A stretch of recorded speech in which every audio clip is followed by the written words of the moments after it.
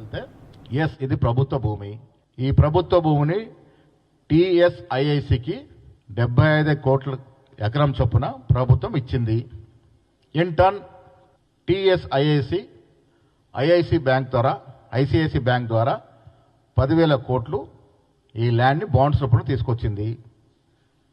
ఈ బాండ్ సంబంధించి ప్రభుత్వం నుంచి ఆర్బీఐకి అనుకూలంగా డైరెక్ట్ డెబిట్ ఆదేశాన్ని కూడా ఆర్బీఐ ఇచ్చింది. అంటే కట్టేటప్పుడు ఇబ్బంది జరిగితే వారు అనుమతి తీసుకొని కట్టే అంశం విషయంలో డైరెక్ట్గా ప్రభుత్వం ఇచ్చినా ఇవ్వకుండా నేరుగా కలెక్ట్ చేసుకోవడానికి వెసులుబాటు ఇచ్చే కార్యక్రమాన్ని ఇచ్చి ముందుకు సాగండి అని చెప్పినట్టు ఆర్బీఐ నిర్ధారణ కూడా చేసింది. ఈరోజు టీజీఐఐసి ప్రైవేట్ ప్లేస్మెంట్ ప్రతిపాదిక తీసుకొని rated listed senior secured taxable redeemable non convertible డిబెంచర్స్ను జారీ చేసింది. అంటే మార్కెట్ ఫోర్సెస్ ద్వారా నిధులను సేకరించే రీడీమబుల్ డిబెంచర్స్ను జారీ చేసింది.